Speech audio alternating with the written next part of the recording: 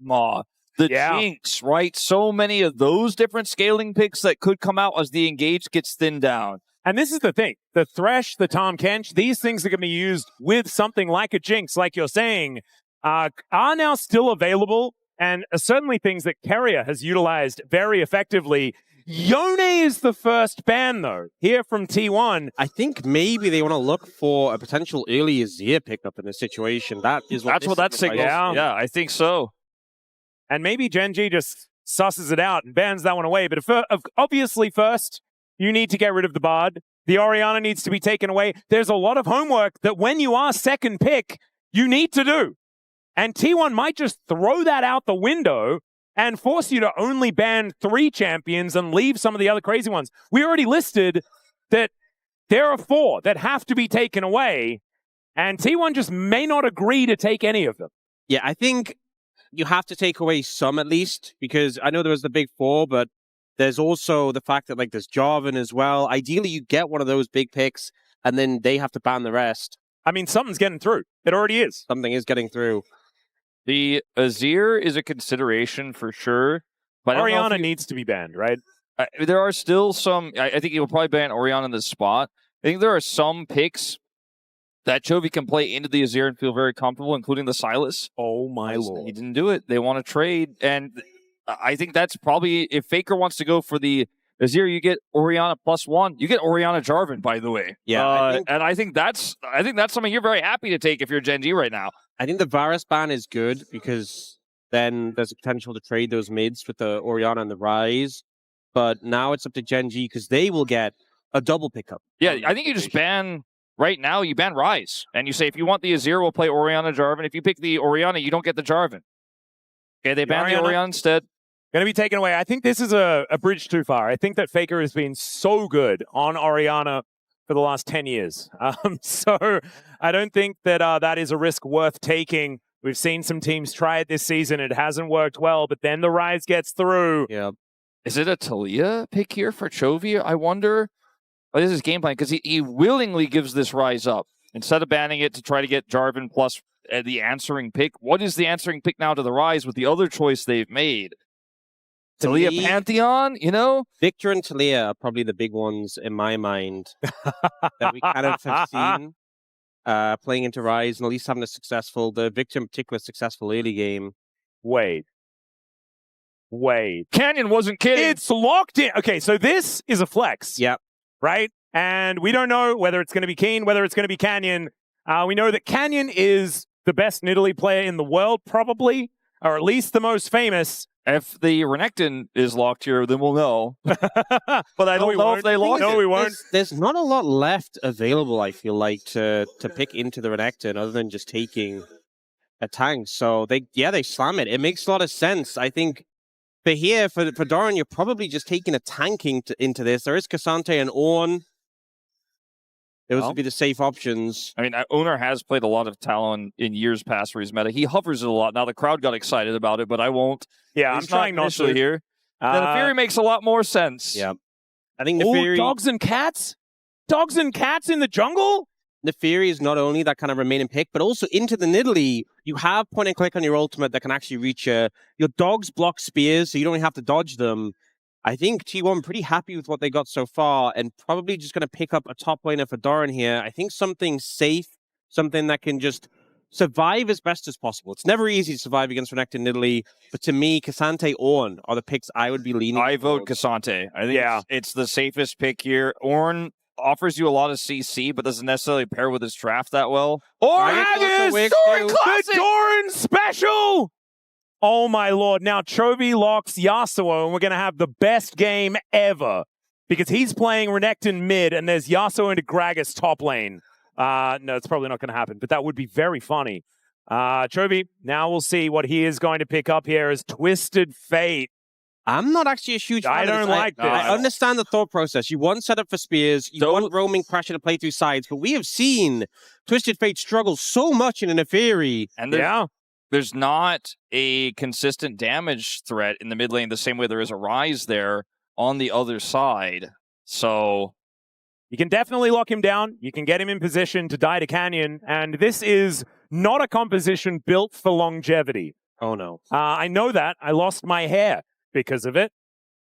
This exact combo, it was Showmaker and Canyon that were playing together when the Renekton Nidalee was locked in that series. So now the second rotation of bans with no bot lane is picked. The pool's really going to get thinned. Ashe, Seraphine going to be taken away as a combo. Lucian was already taken away. Some of the remaining AD carries, I think, are standouts. MF, Caitlyn. Caitlyn already banned. MF and Sivir, I think, are the two that stand out to me. I mean, you could just ban Nautilus because that's really scary as a setup for either of these compositions, but especially Gen.G's. Yeah, I think they need a lot of setup CC in the bottom lane, especially for Gen.G, with Canyon the one that needs to be facilitated. So I would agree with you. The Blitzcrank ban signifies potentially a Thresh lane here for Keria and Peyz. I would not mind a Thresh ban here, but it does leave a lot open in terms of 80 carries. You know, with Gen.G's composition, I wouldn't put it past them to go something even like a Kai'Sa in this situation. They match the Thresh, like I was saying. All right. Like, they could just pick Nautilus on 4 here, and then you can go either MF or Kai'Sa. Kai'Sa's a rough lane in the MF. They deny it, though. It's a tricky one. I think you probably want Nautilus, and then you hope to try and pick an AD carry that can weather whatever they pick up. That's probably what you're looking at. I mean, Keria can play Kench here still with a lot of different AD carries. Aphelios for Peyz, Jinx. There's the Nautilus ban we expected. This feels really strong right now, position-wise, for T1. And so what is now the list of champions that are available? I mean... Neeko is a standout. Yeah, that was Neeko's banned a last big one. time. Rell is available as an engaged support. Leona, technically speaking. Yeah, something popular. for setup for the Nidalee is what they're probably looking for here. But Duro is... Even Milio as well, though, when you have a TF, you could have gone like a longer range Milio comp, and the Milio buffs the TF range. But they will just go for the MF. Not going to be able to get the MF Nautilus. But that kind of feels like one of the strongest laning picks left in the bot lane. And now for T1, how would you respond with this? Do you just go for the scaling pick and try to weather the lane? Oh, Sivir's still up. I think you just go Sivir, because you can spell shield the double up. And you can play Sivir Yuumi if you want to as well. Yeah. Sivir Neeko also feels pretty powerful as T1 round out this composition. Look, Keria's stoked about it. Is like, yep, they let me play it, and it will be the Rell misfortune for Gen.G. This composition did come together better than I was expecting after the TF. I'm not going to lie on the Gen.G side, but I'm looking at T1's draft, and I'm feeling like this looks more like Game 2 than Game 5. I think it's a big edge for T1. The Naafiri and the Sivir have tools of dealing with the TF threat, and the TF is going to be struggling to survive. You have an immobile backline, the TF misfortune, and a lot of threats onto them. This Go to team fights, it feels tough, but even the early pressure, I think T1 can match a good amount. This feels like Game 1, where T1 have the multi-threat scaling draft, and Gen.G were like, they've got to get ahead early. They're going to have to hold on early. And they did. They were able to snowball that game. They were able to just destroy them and hold on to that lead and kind of maul them. And I still yet think that T1 have the better draft. I think they can weather the storm here. I think that as these games go later, they have the better win conditions. They have the easier draft to play. But we're looking at, Nidalee, Renekton Nidalee here for Kiin and Canyon, a classic pairing that isn't necessarily one that we associate with these two players together, but with these two players separately, they have had so many great games on these champs. The TF has always linked well with it. Gen.G are on a timer. They've got to win this game early, or T1 just are too big to fail. Yep, and it was Renekton Nidalee by Naafiri and Canyon that was really the most devastating. Let's get into it. Game number 5.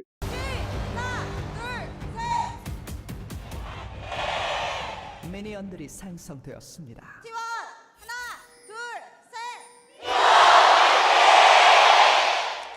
All right, here we are, ladies and gentlemen. Desperately, our MSI defending champions are trying to get themselves a ticket, while our world's defending champions are looking to deny it from them. It's an absolute treat here that we get game number 5, but it is still going to be such a shame that we have to say goodbye to one of these teams. I mentioned it earlier on in the day. I want to reiterate it. It's going to feel weird not going to an MSI with both T1 and Gen.G there, but that is just the reality that we are in with the power shown by Harmful Life eSports. We have had a grueling series here And I think it has led to a lot of errors. Like we saw in Game 4, both teams making mistakes, but still some clutch plays from Gen.G brought us to this 5th game. That fan sign we saw during that final cheer from a T1 fan said, "I canceled my bus. Please just win. I'll find my way home somehow."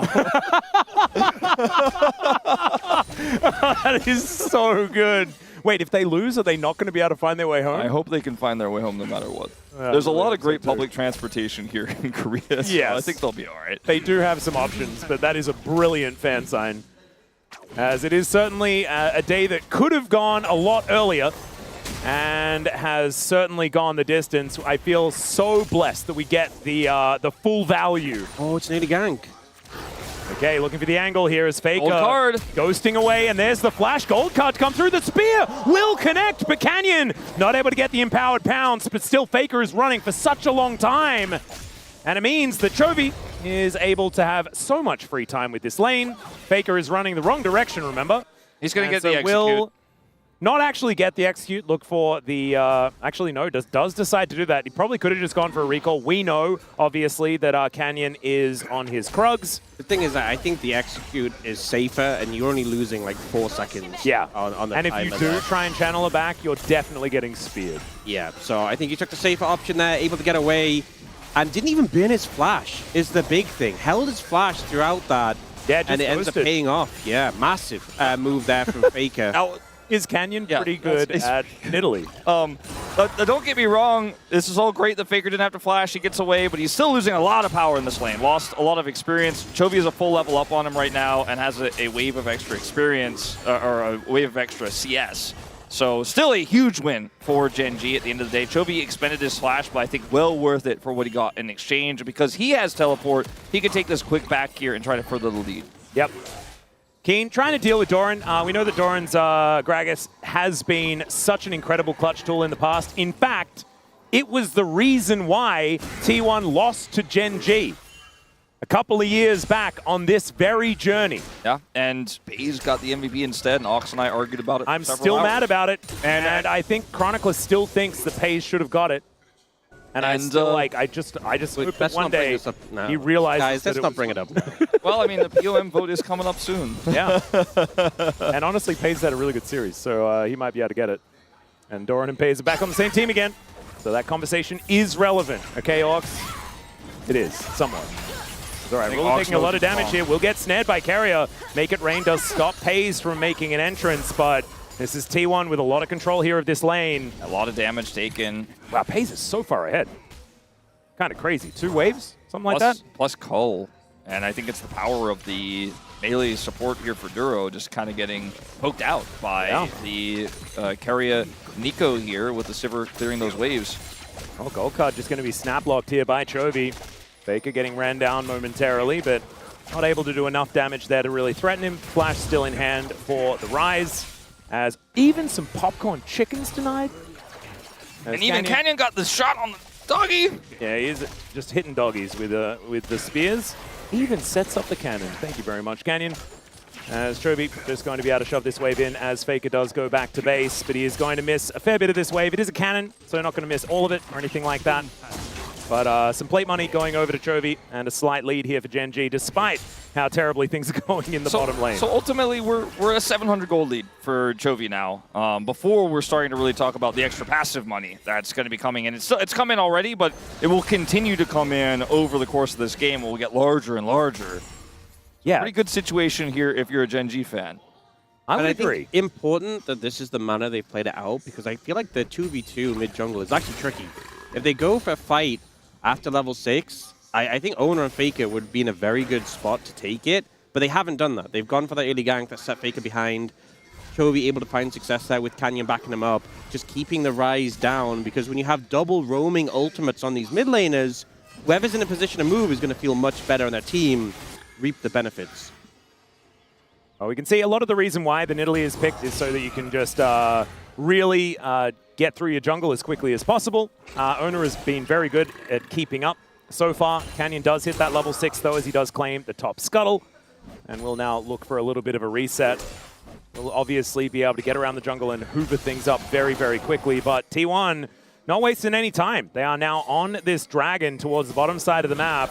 And Canyon went for a reset and is now just looking to head towards his blue. So another very early dragon, although not as early as that one previously, will be claimed by T1 to get a little bit back against the flow of play. Dragon secure here. And Nidalee, not in a farm lead or anything like that, but does have the scuttle top side here to try to play through with this Renekton. In 70 seconds, those grubs will spawn, and maybe they can get a little bit of power there. Pretty quiet early game. Yeah.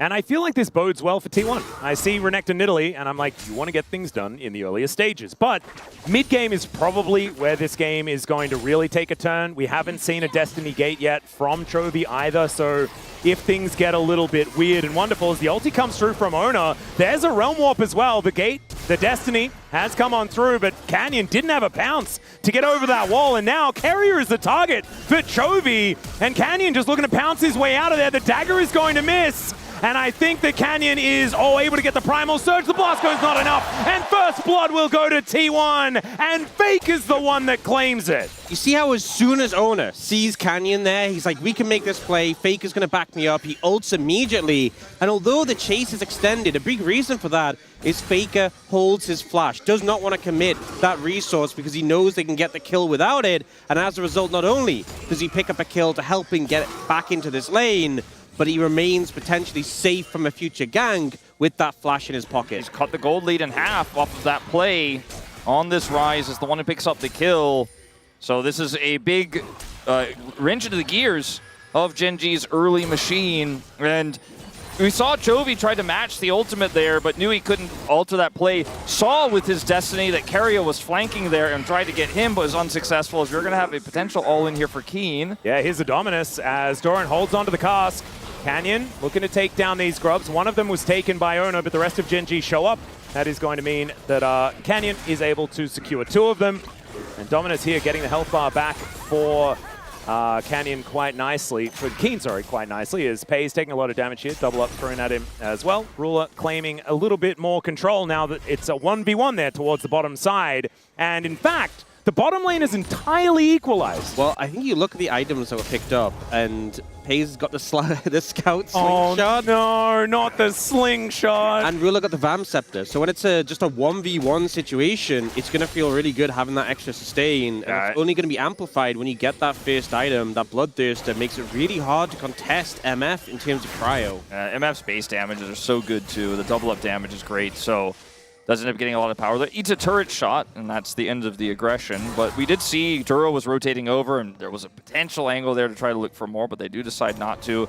Rod of Ages purchased here for Chovy.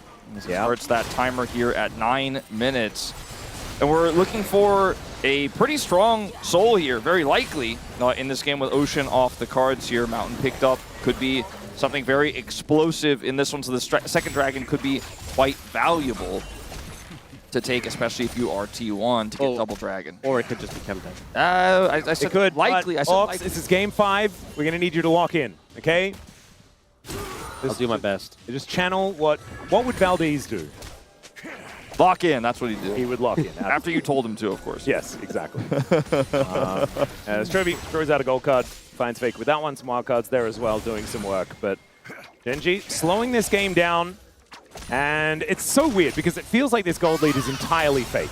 As Gen.G, kind of relying on Chovy stacking the deck in order to get that bit of extra money. So I'm going to say that this one is entirely even. Grubs over to Gen.G, Mountain Drake over to T1. And in 1 minute's time, looking for a bit of an angle towards this Ocean and some daggers flying out from Oner. Canyon will be able to soften him up here momentarily, just killing all the doggos. Yeah, good move from Oner using the dogs to block the spear. And I think Canyon is just struggling to find really the headway he wants to right now. You'd love to be invading, stealing away camps constantly, finding opportunities on your lanes to have setup, which is all three of them. Yeah. But so far hasn't been able to do so. But Doran has ult, right? And he has his body slam. It's quite difficult to kill him very quickly, even if you do get that commitment. And Doran is spacing well.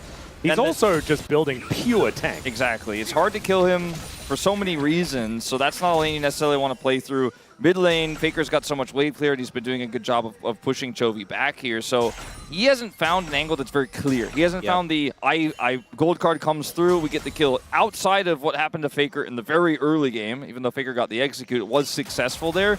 But that's where the stun Nidalee spears stop. I mean, that's the thing, is Faker now has Merc Treads and was able to maintain his flash this entire time. So just not an easy target at all. Spell Shield and the Neeko clone in the bot lane. It's a composition from T1 that gives its challenges to a Nidalee. Dragon up and available now, and Canyon just coming out from base, so T1 will be starting this up.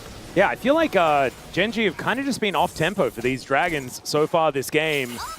Or maybe just not that interested in it, as Duro just scouting around here. Does not get tagged by the snare, as Chovy just doing his very best to keep things shoved in. That's going to be a Cloud Soul once again, bookended this series by Cloud Souls.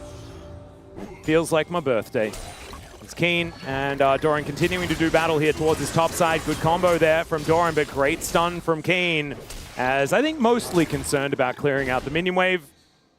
But Doran, with the Balmy Cinder and the Bramble Vest, is just really hard to do damage to. Yeah, Gragas also got a buff recently to his damage reduction on his W, but it only comes in when you max it. He's gone E-max into W-max because he's going tank, not putting points in his Q, other than that Fierce on, and so as a result, getting very tanky very quickly. Oh, bit of a party cast there from Doran, but great sidestep from Kiin as the Destiny Gate combo comes down. As soon as he makes one mistake, it's Doran going to hit the deck, and that is going to be the first kill for Gen.G. He's just like, all right, well, you used your peel tool, and we're going to kill you. Instantly, the Destiny Gate comes down as, all right, that's a cute little flash away, but I don't think it's going to really help Duro here, as now Keria is a little bit by himself, wants to try and flash, but he's unable to do so. A little bit of a mistake there by the Neeko, and that is going to be another one over to Gen.G. But a cute play from Duro to go over the wall, then back again. Yeah, he just essentially was like, I'm going to turn this escape into a little engage. And I feel like T1 did not need to do any of that. I like how there's a voice of reason that echoes after everything is said and done. Orcs is like, wait a minute, why? Doran was completely fine in the top lane, playing a defensive lane, then tries to look for this window, but Kiin has dominance. You're not killing him solo, there's no one in range. It was just a pressure cask, and that opens him up to this gank. And then they're backing away, and the rest of T1 try and make a play onto Duro, but it's a Rell with flash, so hard to pin down in this situation. And the end result, because they both go over in the Herald pit, Keria ends up isolated alone, and then he unfortunately fails to flash as well. Failing the flash is the worst of it, but just wanted to ult to try to buy some space. And could have set something up potentially, but without Doran, like, just don't really think you need to. I think they wanted to, they saw the pressure was coming, they wanted to turn it around, but it all just got disjointed. They kind of came in one by one piecemeal, and Gen.G got the punish there. Great escape / engage from Duro to set up the second part of it. And now it's a pretty big gold lead here on the top side of the map. This Renekton very, very ahead. Yeah, and now Doran under fire one more time. Chovy just trying to get some damage down onto this outer turret. And Doran, like you mentioned, not a lot of points into the queue, so that is not a very scary ability. But leaving Ruler parked in the mid lane is something that they can absolutely do now. He's got that Bloodthirster completed, a big old shield going to be there to keep him safe. And the double up helps out there too. Peyz going the Yuntal first, not going the Essence Reaver, so you don't have just infinite mana on the back of that, and you don't have the ability haste as well. Does mean that a bit of an even tougher time into Ruler. You can't just Q and then W every single wave and have no mana issues. Yeah. Yeah, and this opens up the Rell to be everywhere else, because Ruler needs no resources here to just control this lane. So Duro goes where he pleases. Yep. Oner is not going to be able to lock him down. The crash down is going to be working here as decent little sidesteps from Canyon, actually buying enough space. Trying to push T1 back. As Kiin moves over towards his Rift Herald, that is going to ultimately be the target. As Faker is putting a bit of cross-map pressure down towards his top outer turret, but it looks like Gen.G not too worried about it. As Oner comes on in, there's a Hex Splash from Duro as Keria looking for a bit of an angle. He's a little doggo, that's very, very cute.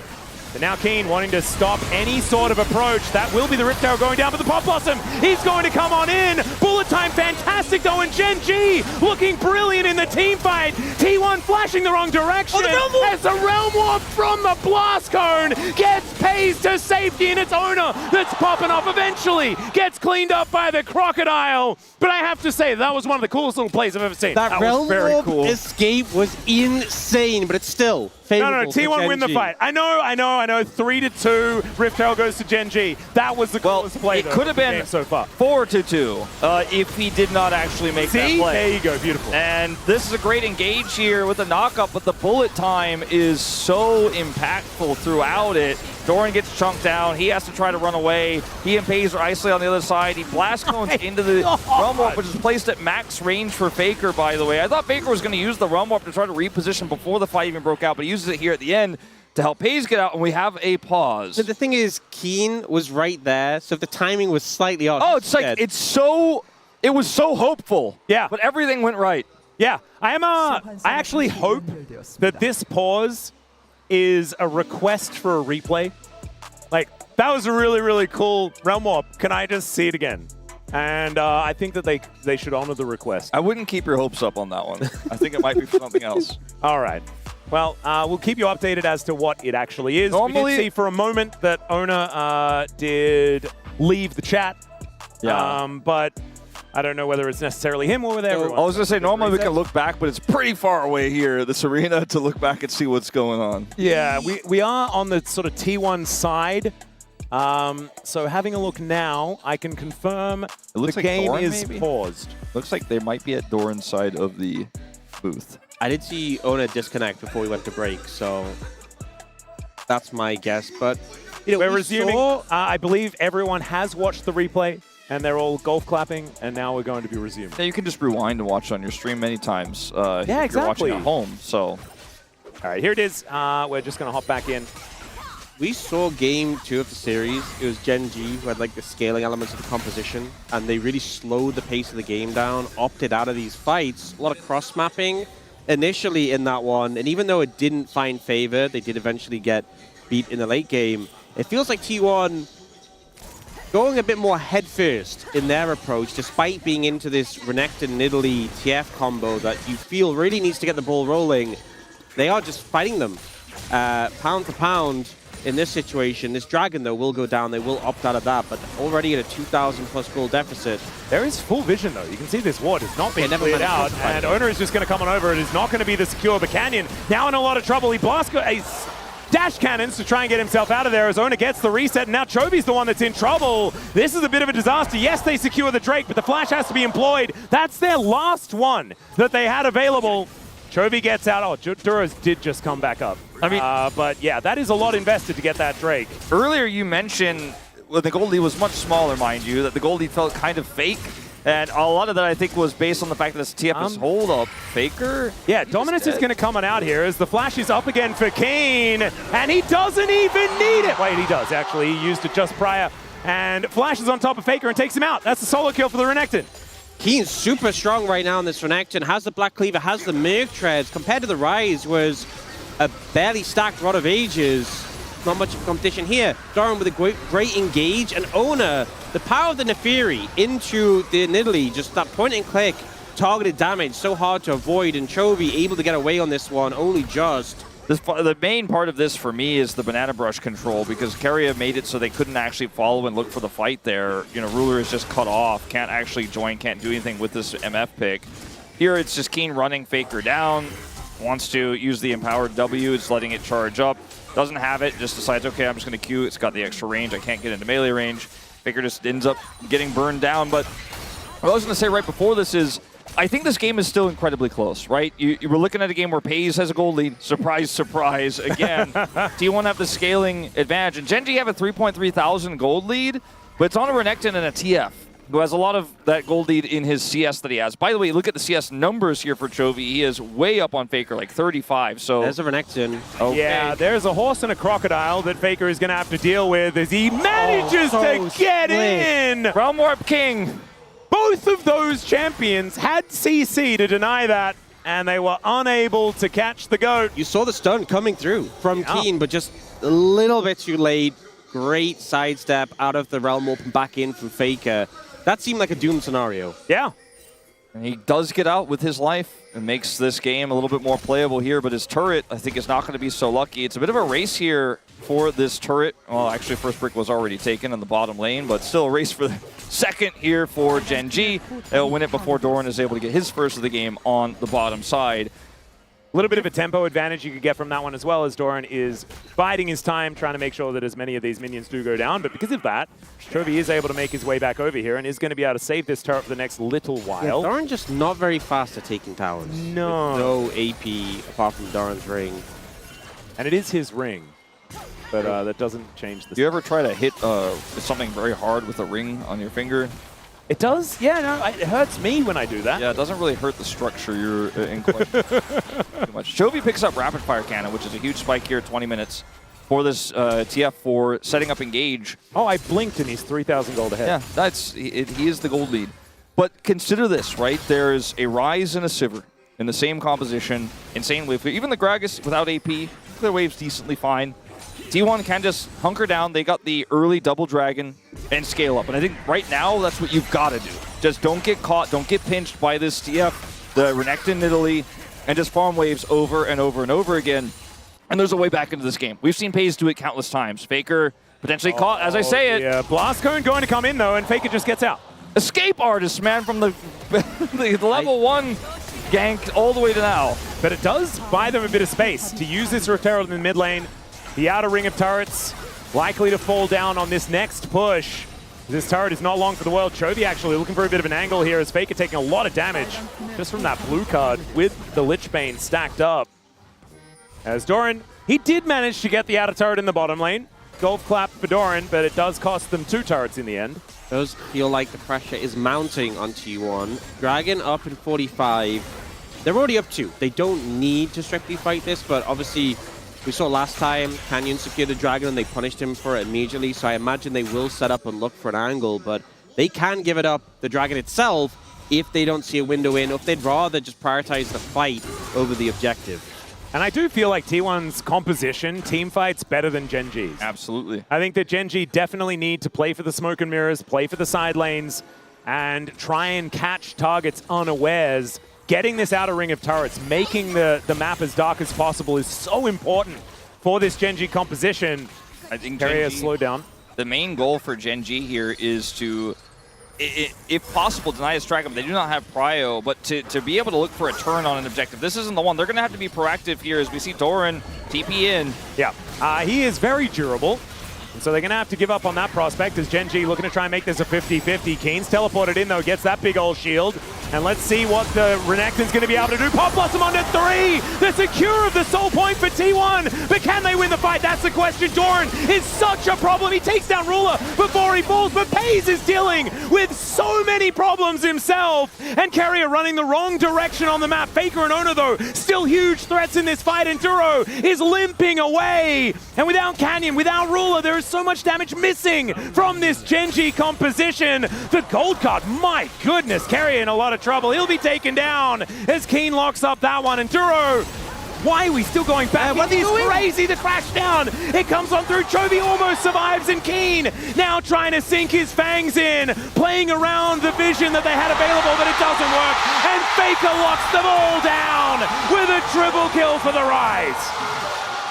Why? I mean, there's so many things that go wrong here for the side of Gen.G, but the Smite secure is there for T1, and they're set up for the longer fight. They have the more consistent damage. There's actually, it's a great engage from T1. There's actually a pretty big error from Peyz in the follow-up, because it's Doran and Keria who get this engage. They find Ruler, and we see Faker following up, but then Peyz moves up to this wall and wants to go to flash over it and fail flashes and just dies as a result. So the fight would have been so one-sided if that hadn't happened. It ends up a three players on both sides left available, but Gen.G, this is the point where after they clean up Keria, they just go too far. I mean, there's a Ryze here, and the Ryze isn't ahead. The Ryze is 3 levels down on Kiin, but it's a Ryze, does a lot of damage. Chovy thinks he can maybe help execute him, but Kiin can't collapse fast enough.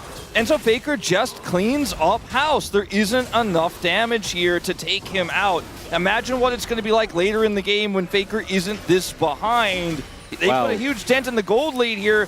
This Sivir is scaling, and T1 are on the Baron. What I was going to say right before that Dragon was, I think Gen.G's main goal to win this game is to look for a turn off Baron. Now, Baron against them, they have no pride. They got to come contest. And Faker has Actualizer now. He is so strong. He is. Let's see whether Canyon can make some magic happen. It looks like the answer is absolutely not. As they look for the Magnet Storm combo with the bullet time, and Duro is just dead. Oner is able to secure the Baron, grab the kill. And now Gen.G are desperately fighting for their lives. And it will not happen. Oner is able to stand strong, and Chovy getting here late, and he will go down. It's the ace, and it's clean for T1. Ace for T1, and the crowd erupts. 5 members of Gen.G dead on the back of that play, Baron in pocket, and they just cannot deal with all these threats. Faker so strong, Oner with 7 kills. How can you shut down this Naafiri? I think they just punched their ticket. I think they've done it. They're on Soul Point. They got Baron. They have the scaling composition. And here with Gen.G, the comp turns defensively so well, but on the attack with no plywood sword. Look at Duro and Ruler. Try to set this up, but it's too desynced. It's too disjointed. T1 are already out while the bullet time flies. And as the result, it's easy for T1 to actually turn. They lost their engage. Ruler kites it out so well, but it just doesn't matter. Chovy's on a TF, and they're just overwhelmed. But it's a clean ace. It's a gold lead. It's a Baron. And finally, T1 fans, I feel, are starting to feel like they are going to Daejeon. It's looking like it, as Duro, as soon as he missed that Magnet Storm, the flash came through. The spell shield was there from Peyz. And Ruler was so ready to trust the bullet time just hitting the air. And T1 now, they've taken the inner turret towards the bottom side of the map. Inner in the mid lane is now going to be going down as well. And Gen.G well and truly on the ropes. It's a 6,000 Red Bull Baron power play already. And they still have a minute left on that one. They're looking to break the base in this bottom lane. And we already mentioned it, Gen.G's composition, it doesn't have legs. I mean, it does have a lot of legs based on the champions, but it doesn't have legs as far as the late game power. And we're in the late game now, and T1 are scaled up.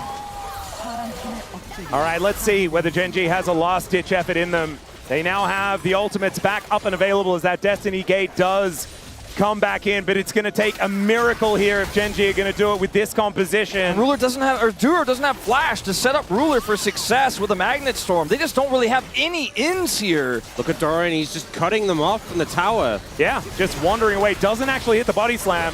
As now Ruler trying to get some work done, but does hit the air once again. Pop Blossom onto 3D engage from Keria. Absolutely beautiful, but the follow-up isn't quite there necessarily. Oner able to take down his opposite number, and Kiin the next on the menu. Fangs go in, down goes the Croc, and it's a double for the Naafiri. And T1, they're going to take another inhibitor and maybe even look to take the game. They're going to TP Doran back in. They're going for the end. Going to end. I don't think there's any way. There's no Magnet Storm. There's no bullet time. There's no answer to this push.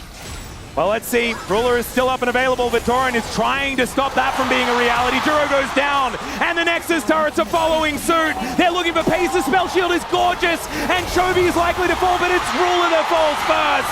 And 1 TF against the world is not going to do it. The defending MSI champions will not make it to MSI this time, and it's T1 that reclaim that position. So often we've seen Gen.G overcome